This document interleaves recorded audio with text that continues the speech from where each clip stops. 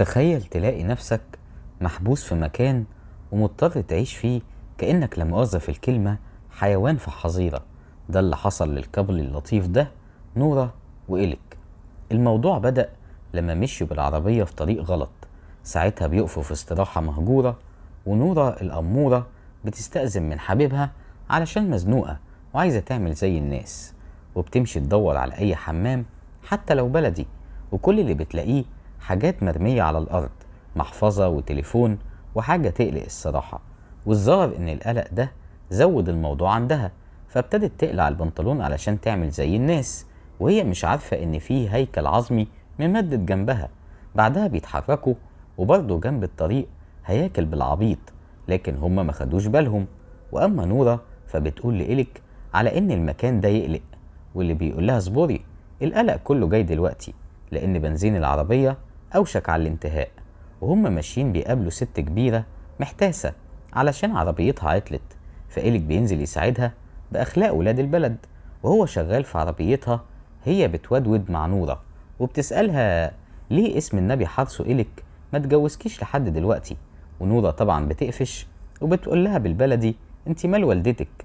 فالست الحشرية ما بيعجبهاش الرد، وبتقول لها شكلك عديمة المسؤولية زيه وزي الجيل كله.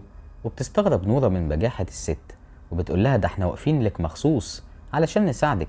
فهي بتكمل بجاحة وبتقول لها محدش طلب منكم مساعدة. في اللحظة دي نورة بتكون جابت آخرها، وبتنده على إلك علشان يمشوا، وهو غالبا ما بيصدق، وبيسيبوا الست الحشرية تاكل في نفسها. وفي الطريق نورة بتعمل زي أي ست أصيلة وبترمي اللوم عليه علشان وقف يساعد الست الحشرية، وبتقوله إنها أصلا بتحاول تتجنب النوع ده من البشر. بعدها بيروحوا ياكلوا في مطعم وسط الطريق، وهم هناك إلك بيقول لنورة إن في واحد غامض وقامت وعمال يبص علينا من أول ما قعدنا. فهي بتقوله شكلها منطقة حشرية من أولها لآخرها. ولما بيقوموا يمشوا، الراجل الغامض بيمسك نورة وبيقول لها إنها مش في أمان في المدينة دي. وهنا إلك بيتدخل وبيبعدوا عنها وبياخدها وبيمشوا. ولما بيطمن عليها بتقوله عادي، ياما دقت على راس طبول يا صاحبي. وهما ماشيين بيشوفوا محطة بنزين، وبينزلوا يسألوا واحد شغال عن أي فندق قريب، فبيقول لهم على أوض بتتأجر مش بعيدة من هنا. فبيروحوا بعربيتهم على المكان، وساعتها الموظف بيبص عليهم بطريقة تقلق، وشكله هو كمان عنده داء الحشرية. وهم في الطريق بتقوله نورة قبل ما يحجز لازم يتأكد إن المكان كويس. فبيقول لها بس نوصل الأول في اليوم اللي مش معدي ده. وبيوصلوا فعلا وبيرتاحوا نفسيا لما بيلاقوا عربيات كتير راكنة وشكل المكان عليه رجل. لكن لما بيدخلوا بتحس نورة بقبضة كده، وبتقوله جم بينا نمشي. وبيرفض إلك وبيطمنها وبيقول لها واضح إن في ناس كانت بتاكل، لكن كل ده مش بيشوفوا بني آدم واحد ولا حتى ريسبشن يحجزوا معاه. فبيطلعوا الدور اللي فوق وبيتفاجئوا بصاحب المكان الغريب ده، واللي بيرحب بيهم وبيعتذر علشان ما سمعش صوتهم. وبيسألهم انتوا منين يا حلوين؟ وإلك بيقول له من لوس أنجلوس. فبيرد عليه وبيقول له أحسن ناس يا رجولة، وبياخدهم للأوضة اللي هيقعدوا فيها، واللي معزولة شويتين تلاتة عن الأوض التانية. وبيقول لهم إن الأوضة دي دايما بتتأجر من شباب الكشافة أو متدينين من الكنيسة، لكن محدش منهم جه بقاله فترة. وبيقعد يحكي قصة حياته وإزاي كان ضايع لحد ما لقى المكان ده ووقع في حبه من أول نظرة. فطلب من صاحبة المكان ميس أندرسون تشغله معاها أي حاجة، وفضل على كده لحد ما ماتت من 4 سنين. ومن ساعتها بقى هو الكل في الكل. وبتزهق نورة من الرغي ده، فبتطلب منه يسيبهم علشان يرتاحوا شوية. فبيمشي وهو مقموص وبيرزع باب الأوضة وراه، وبيعاتبها أليك على أسلوبها اللي فيه قلة ذوق. فهي بتقوله إنها مش مرتاحة للراجل ده. وهما بيتكلموا بيلاحظوا إن السرير اللي جنبهم عليه بقع شكلها دم، لكن مش بياخدوا في بالهم وبيغسلوا اسنانهم وبيدخلوا يناموا، ولا كأن اللي شافوه ده بقع شربات. والمصيبة إنهم ما يعرفوش إن في حد غريب مشرف تحت السرير. وأول ما الصبح بيطلع بيقف قصادهم، وبيبان إنه راجل ضخم لابس ماسك حيوان، وبيقعد يتأمل فيهم شوية. بعدها بنشوف نورة بتفوق، لكن وهي جوه قفص وبتحاول تخرج ومش بتعرف. فبيجيلها واحد تاني بنفس الماسك بتاع الخرفان، وبيخبط على القفص علشان تسكت وبيمشي. فنورة بتمسك حجر قال يعني ده اللي هتكسر بيه القفص. وبيرجع لها الراجل، والمرة دي معاه زميله اللي لابس ماسك بقرة، وبيطلق عليها سائل بيخليها تفقد الوعي، ولما بتفوق بتلاقي نفسها مربوطة جوه حظيرة، وراجل غريب بيدخل يحط حاجة غريبة بين رجليها ويمشي، وهي مش بتلاقي حاجة تعملها غير انها تصرخ، وبتحس انها بقت اضعف بعد اللي حصل. ولما بيرجع لها الاتنين اياهم مش بتقدر تقاومهم تماما، وبياخدوها تاني على القفص اللي بيزقوا الاخ ابو ماسك بقرة. وهي ماشية بتشوف ناس كتير زيهم بماسكات حيوانات، ولكنها دخلت جوه حلم من احلام العصرية. المهم الراجل لما بيوصل بيرميها في حتة كده مقفولة، وحتى الشباك اللي فيها مش بيرضى يفتح. اما بقى الرجالة فكانوا محطوطين في اقفاص ضيقة، ومن ضمنهم إليك اللي كمان كانوا مكممين بقه، وما كانش قادر يعمل حاجة غير انه يستغيث بالمساجين، واللي طبعا ما يقدروش يساعدوه بأي شكل. فجأة بيدخل عليهم 3 رجالة، واحد منهم بيثبت سجين بعصاية علشان التاني يدق دماغه بالشاكوش ولا أكنه بيمسمره، وبيكرروا نفس الموضوع ده مع سجين تاني. طبعا إليك لما بيشوف فيلم الرعب ده بيتجمد مكانه، لكن بعدها بتجيله حالة هستيرية وبيقعد يصرخ ويخبط. ساعتها بيجيله الرجالة المجانين وبرضه بيضربوه على دماغه لحد ما يغمى عليه، وبيشيلوه هو والمساجين المضروبين وبيرموهم في مكان تاني. في الوقت ده بنشوف واحد من الحراس المجانين لابس ماسك خنزير وبيجمع بقايا بني ادمين في شنطة. فجأة بيشوف زميله وصل بعربيته وشكل معاه زبون جديد، فبيرمي الشنطة في مكتب وبيروح له علشان يشيل معاه. بعدها بنشوف صاحب المكان المشوه بيوجه بقية المجانين وبيقول لابو ماسك خنزير ان عندهم اوامر يأكلوا 80 شخص، وابو ماسك مش بيرد، لكن صاحب المكان بيعرف انه فاهم كلامه، وبيدخل على المطبخ يبلغ شلة الماسكات دول ان الاكل لازم يكون جاهز خلال 2.5 ساعة، دقة متناهية الحقيقة. وبيسيبهم يجهزوا الاكل، والله اعلم هو عبارة عن ايه. وبيرد على تليفون من الزبون اللي طلع مستعجل على الاكل ولا اكنه عامل اوردر من صبح كابر، وبيخرج يبلغ الخنزير ان الزبون مستعجل، فمش قدامنا غير اننا نلجأ للمخزون اللي عندنا من اللبن. وبيروحوا على واحدة في قفص، والظاهر كده انهم بيحلبوها.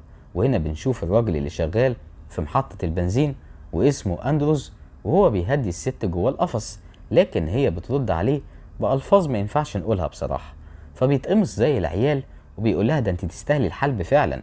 اما صاحب المكان فبتجيله مكالمة تانية من زبون تاني بيشتكي ان فرحه باظ لان الاكل اللي وصل كان فيه سنان بني ادم، فبيعتذرله ولا اجدعها كول سنتر.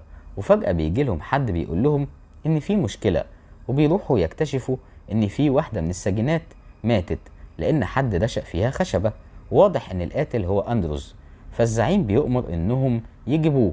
اما نورة فبتتواصل مع سجينة جنبها، واللي بتقول لها ان بقالها هنا 2 سنين، وانهم كانوا بيخلوها تحمل كتير لدرجة انها خلاص ما بقتش ينفع تحمل تاني، وانها دلوقتي قربت تموت خلاص. وده شيء مريحها مش مزعلها، وبتحس نورة بالاحباط من الوضع ده.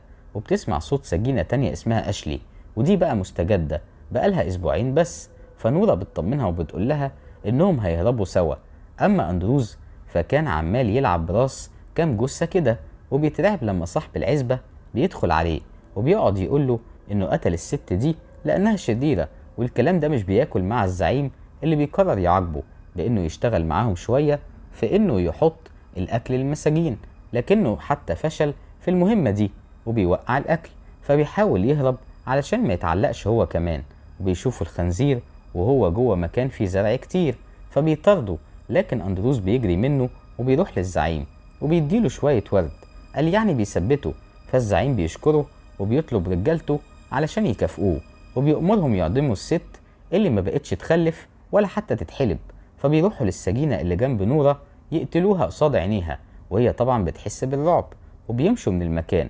فجأة ونورة قاعدة بتلاقي الباب بيتفتح، لكنها بتفرح لما بتلاقي إليك في وشها، وبيقولها مفيش وقت للانبهار، يلا بينا.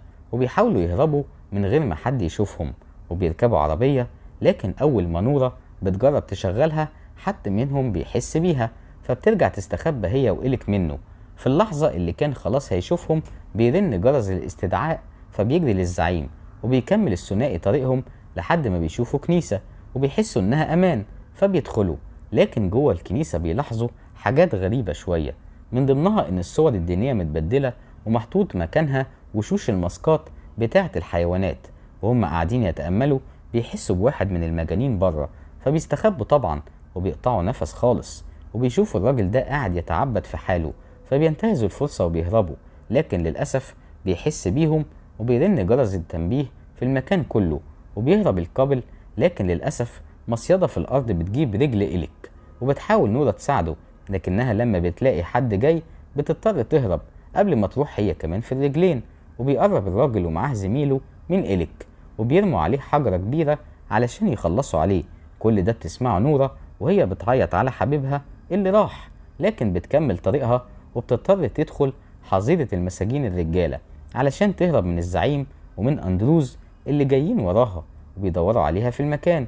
وبتسأل نورة سجين هل في أي طريقة يعرفها للخروج، فبيقول لها يمكن الحل يكون إنها تركب الأتوبيس واللي بيستخدموه علشان يجيبوا الضحايا أحيانا، وبيعرفها مكان المفاتيح، فبتشكره وبتمشي. ساعتها الزعيم بيحس بيها وبيبتسم، وبتروح نورة لمكان المفاتيح وبتحاول على قد ما تقدر ما تلفتش النظر، وبتشوف واحد منهم بيتحرك بعربيته فبتمشي وراه لحد ما بتوصل مكان كله عربيات.